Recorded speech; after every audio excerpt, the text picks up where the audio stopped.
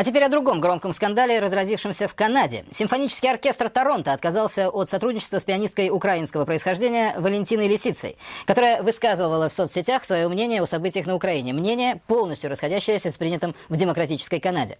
Я выражала иную точку зрения, но я никогда не ожидала, что в ответ мне запретят выступать. Мне предстояло выступать с симфоническим оркестром Торонто с концертом Рахманинова, а вовсе не пропагандировать какие-то политические взгляды. Билеты уже все распроданы, и тем не менее мне отказали в выходе на сцену из-за содержания моих твитов, заявила Валентина Лисица. Действительно, во всем виноват Твиттер. После начала конфликта на Украине Валентина Лисица завела микроблог под названием «Недоукраинка». Это название она придумала после того, как премьер Украины Арсений Яценюк в одном из выступлений назвал жителей Донецкой и Луганской областей недочеловеками. Мы связались с Валентиной Лисицей, и вот что она рассказала. Я вот доставляла как раз другую точку зрения новости, которые никогда не показывались, потому что одна сторона, украинцы, они такие беленькие, пушистенькие, зайчики, очароватенькие, их хочется обнять, а другая сторона либо вообще не существует, как недолюди, как сказал наш премьер-министр, или просто это просто расходный материал. Ну что, убьют их, но у всех же будет светлое будущее, знаете, ну немножко человек людей пострадают. Валентина Лисица считает такие обвинения не просто беспочвенными, но и оскорбительными. Обо мне пишут, она за Кремль, а я украинка, и я говорю об украинцах, о судьбе украинского народа, о том, как несправедливо с ним обошлись, о том, как начиналась эта ужасная братоубийственная гражданская война, говорит она. Мне кажется, что это просто неприлично. Если мы на полном серьезе начнем объяснять, кто что думает, то это уже некая орвеловщина. Это худшие примеры времен советской цензуры и времен маккартизма. Страницы как в прошлом США, так и в прошлом России, которыми не стоило бы гордиться. Вы смотрите аналитическую программу «Постскриптум», в студии Алексей Пушков. Казалось бы, мы все уже видели на Украине, но нет, нынешний режим продолжает нас удивлять. На этой неделе выяснилось, что и Тимошенко, и партия «Свобода» оказывается никто иные, как агенты Путина, которые по его заданию работают на подрыв современной Украины. Полагаю, что этим дело не ограничится, и в глазах режима, успешно превращающего Украину в несостоявшееся государство, все его оппоненты скоро превратятся в агентов Путина. Среди других безумств киевской власти принятие закона, запрещающего советскую символику, в том числе и Знамя Победы, а также заявление Порошенко о том, что Вторую мировую войну развязали Гитлер вместе со Сталином. Теперь Украина может стать еще более разобщенной, поскольку регионы на востоке страны разделяют позитивный взгляд Москвы на советское прошлое, пишет по этому поводу американская газета Wall Street Journal. По мнению газеты, такие действия еще более усугубят раскол в украинском обществе. И это верно. Не случайно вчера Порошенко встретили в Одессе криками «Фашизм не пройдет». О поиске агентов Путина в украинской политической верхушке и других безумствах киевской власти рассказывает Артем Широков. Провозглашаем создание суверенного государства Донецкая Народная Республика.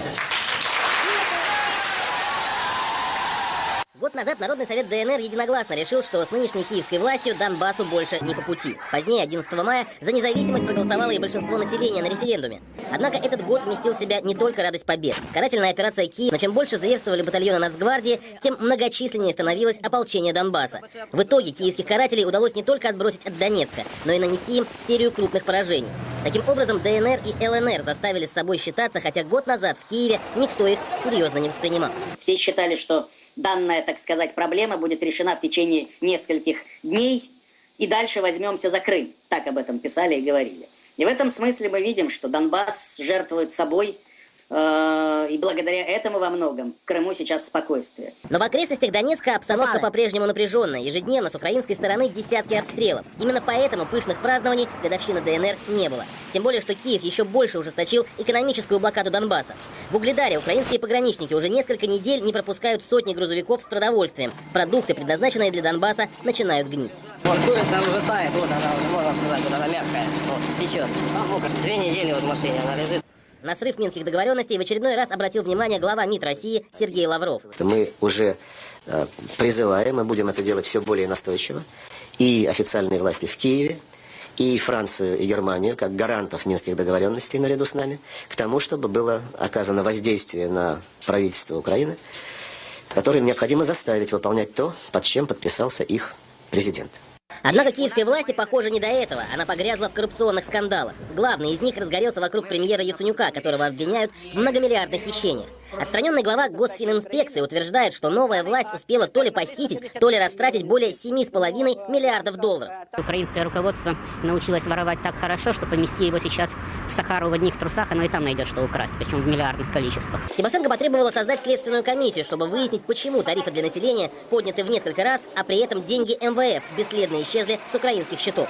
Немедленно отправить Яценюка в отставку призвали у стен Верховной Рады и сторонники националистической партии «Свобода». Другими словами, парламентская коалиция трещит по швам. Сегодня правительственная партия блокирует трибуну, обвиняет отдельных депутатов, а это происходит из-за того, что правительственную партию и это правительство обвинили в коррупции на миллиарды. И теперь они готовы перевести внимание на что угодно, говорить о чем угодно, только бы заговорить вопрос о расследовании их многомиллиардной коррупции, их лжи и их лицемерия. На защиту Яценюка в парламенте бросился его соратник по Народному фронту Геращенко, который всюду видит мифическую руку Кремля. То же самое Путин делает и сейчас.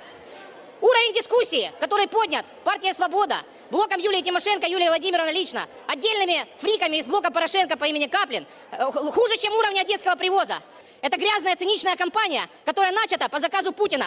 Юлия Владимировна Тимошенко, партия «Свобода», которая обанкротилась на этих выборах. Что и говорить, уровень паранойи в мозгах украинских политиков сегодня просто зашкаливает. И понятно почему. Ну и нельзя же выйти к народу и сказать: ребята, мы вообще-то идиоты, но руководить хочется и воровать дальше, поэтому, значит, и дальше будет все так же плохо. Как-то надо объяснять, откуда же взялись все эти проблемы. Ну вот экономика разрушена, потому что Путин виноват. Народ протестует, потому что это агенты Путина.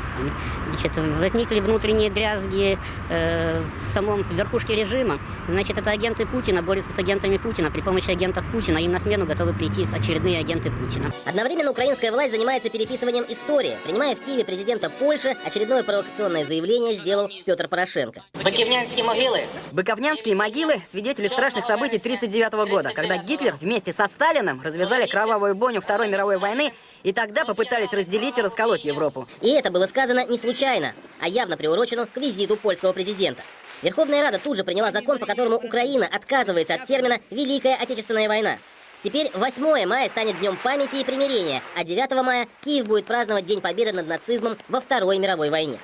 Более того, ветераны АУН и УПА отныне официально признаны борцами за независимость Украины. То есть, получается, теперь все герои, кроме тех, кто боролся как раз против нацизма, по большому-то счету. Сейчас пока еще Верховная Рада не решилась объявить врагами тех, кто боролся в рядах Красной Армии против нацизма, но опять-таки уже косвенные такие решения в эту сторону приняты. Например, запрещена вся советская символика, героика, все советские там медали. Министр культуры Украины уже пообещал убрать из исторического музея все выставленные награды, полученные украинцами в советское время.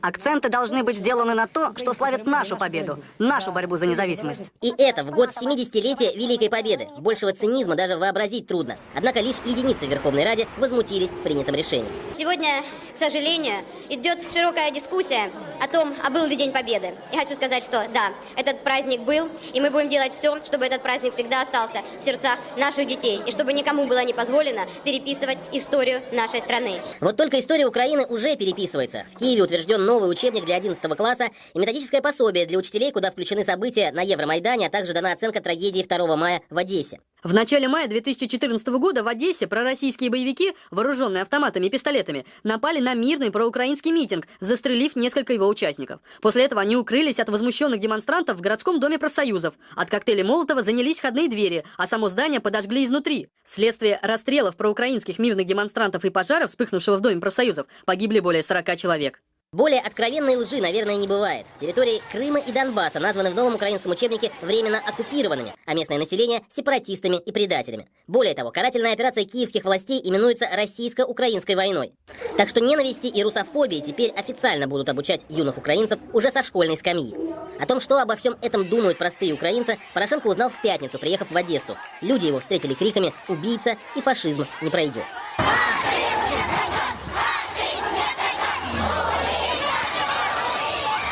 Артем Широков, Алексей Богданов, аналитическая программа «Постскриптум». И еще о событиях на Украине. Вчера руководство французской разведки выступило с сенсационным для Запада заявлением. Россия никогда не готовила вторжение на Украину. Выступая в Национальной ассамблее страны, глава французской разведки генерал Кристоф Гамар заявил: американские спецслужбы предоставляли НАТО ложные сведения о вторжении российских войск на Украину. Мы действительно установили, что русские не размещали ни командных пунктов, ни органов тыла, в том числе полевых госпиталей, которые позволили бы совершить военное вторжение, но при этом подразделения второго эшелона также ни разу не двигались с места, заявил генерал Кристоф Гамар. По словам главы французской разведки, американская разведка играет решающую роль в НАТО, в то время как с французскими разведывательными службами считаются в меньшей степени. В НАТО заявляют, что русские готовят вторжение на Украину, однако ничто эту гипотезу не подтвердило. Таковы слова Кристофа Гамара. Как представляется, это многое ставит на свои места. И еще раз доказывает, никакой информации о России, исходящей из Соединенных Штатов, верить нельзя.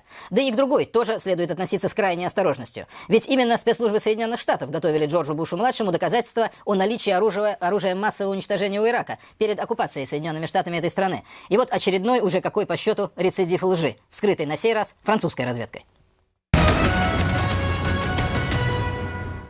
Эдгар Ринкевич, глава МИД Латвии, сравнил Россию с Третьим Рейхом. В понедельник он написал: Чем больше я наблюдаю за современной Россией, тем больше прихожу к выводу, что она закончит как германский рейх после Первой и Второй мировых войн, и уже будет поздно.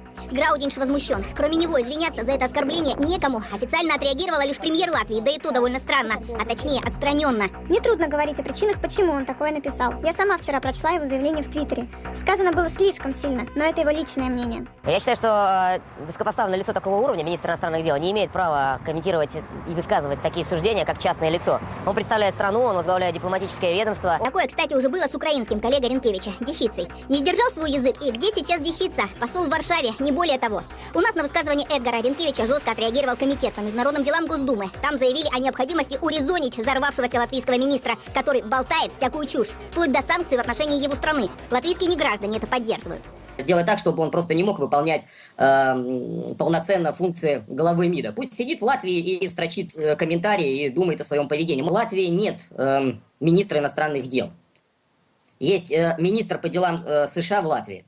Да, это вот такая наша местная специфика, это печальный факт. Да, и все заявления Ринкевича это не просто какой-то выпад бесшабашного интернет-тролля, это четко согласованный с американцами вброс. Андрей Ринкевич, персона здесь не случайная. Он, так сказать, официально ненавидит Россию, ведь ценности у нас не те, что у него, открыто признающего себя геем. Я понимаю его, может быть, идеологию, он обижен, он активный член ЛГБТ-сообщества, который выступает за максимальное проникновение сексуальных свобод, начиная со школьной скамьи, он высказывался за это. Но наш закон, которым мы запретили пропаганду гей-ценностей среди несовершеннолетних, конечно, он его, наверное, вывел из себя, и он по этому поводу переживает, не спит ночами. Вскоре в Сейме Латвии будут рассматривать закон по ограничению секс-пропаганды среди детей. Вот и пример такой пропаганды. Скандальный ролик Латвийской ассоциации планирования семьи и сексуального здоровья «Цветок папоротника». Он пропагандирует как можно более раннее сексуальное воспитание. Текст такой: он щупает уши, большой палец ноги, краник и другое, и так познает себя. Здесь же и рассказ об однополой любви. За этот закон уже высказалась комиссия Сейма по образованию. А Ринкевич запрет подобных роликов в детсадах и школах охарактеризовал как стремление не к свободной Латвии, а тоталитарной стране, которую потом можно будет сдать Кремлю. И после этого к портрету министра иностранных дел Латвии действительно нечего добавить. Юлия Гробовская, Евгений Федоров, Александра Нестерова.